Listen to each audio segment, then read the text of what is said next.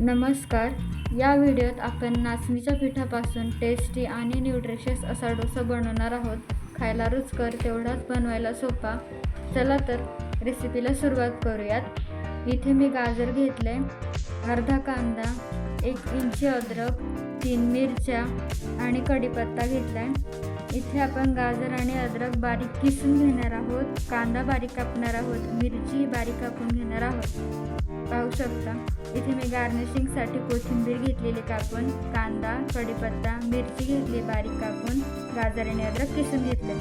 एका बाउलमध्ये कपाच्या सहाय्याने 1 कप असं तांदळाचं पीठ इथे मी ॲड केलं. त्यात आपण 2¼ कप नाचणी ॲड करणार आहोत. नाचणीचं पीठ, 1¼ कप रवा, त्यावर जिरं, चवीनुसार मीठ आणि 3 कप पाणी आपण ॲड करणार आहोत.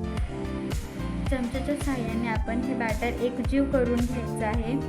तुम्ही आता इथे जेवढे लम्स पाहताय हे सगळे लम्स आपल्याला नाहीसे करायचे आहेत, म्हणजे बॅटर एकदम सुळसुळीत असं तयार करून घ्यायचं आहे. 1 कप पाणी त्यात अजून घालून आपण कन्सिस्टन्सी बॅलन्स करून घेऊयात. काहीशी अशी आपली कन्सिस्टन्सी तयार होईल. पाहू शकता इथे. आता आपण यात चॉप्ड ओनियन्स टाकणार आहोत. मी जेवढे चिरलेले आहेत ओनियन तेवढे मी ते टाकले सगळे.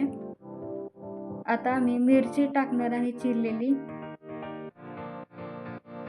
गार्निशिंगसाठी आपण इथे जे कोथिंबीर कापून घेतली होती ती टाकून घेणार आहोत. मी सगळा किसलेला गाजर याच्यात टाकून घेत आहे, किसलेलं अद्रकही, आणि हे आपण बॅटर पुन्हा एकदा मिक्स करून घ्यायचे. दिसायला काहीसं असं बॅटर तुम्हाला मी झूम करून दाखवते. असं काहीसं आपण बॅटर पाहू शकता असं दिसतंय. बॅटर एकदा नीट ढवळून घ्यायचे आणि आता आपण पाहू शकता पुढच्या प्रक्रियेला आता आपण सुरुवात करायची आहे. बॅटर ढवळून घेतल्यानंतर मी इथे तवा गॅसवर मांडलेला आहे. जे इथे आपलं बॅटर तयार आहे. मीडियम फ्लेमवर म्हणजे गॅसवर मी तवा ठेवलेला आहे मीडियम फ्लेमवर. इथे पाणी शिंपडून आपण पाहणार आहोत.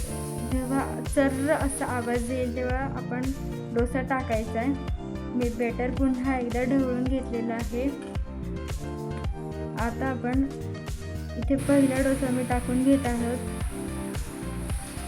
तुम्ही अशा प्रकारे डोसा टाकून घेतल्यानंतर दोन्ही बाजूंनी तेल सोडायचं आहे. त्यामुळे डोसा खाली चिकटणार नाही नॉनस्टिकच्या तव्यासाठी. आता आपण फ्लिप मारून घेतोय. पाहू शकता वरून किती क्रंची असा दिसतोय हा डोसा. तेल सोडून घ्यायचे खालची बाजूला सुद्धा क्रंची व्हावी म्हणून. आणि आता आपण पाहूयात, दोन्ही साईडने आपल्याला कुक करून घ्यायचा आहे डोसा. मी तुम्हाला पहिले सर्व डोसे बनवून दाखवणार आहे आणि नंतर फायनल डेकोरेशनची प्लेट मी तुम्हाला दाखवणार आहे. चला तर मग असंच आपण दुसरा डोसा बनवायला सुरुवात करूया. तीच पद्धत आपण पाहणार आहोत, म्हणजे दोन्ही साईडने तेल सोडून आपल्याला फ्लिप मारून घ्यायचा आहे डोसा. तिसरा डोसाही आपण अशाच प्रकारे बनवून घेतो आहोत. तेल सोडायचं आणि बोथ साईड कुक करून घ्यायचं. एकदा उलथणं एका साईडने फिरवून घ्यायचं आहे. एक साईड सुटली की मग दुसरी साईड आपण सुटून घ्यायची आहे आणि मग मध्ये उलथणं आणि मग फ्लिप मारायचा आहे. आपला पहा डोसा किती जाळीदार दिसतोय. आता आपण डोसे हे काढून घेणार आहोत. मी तुम्हाला फायनल डेकोरेशन दाखवणार आहे.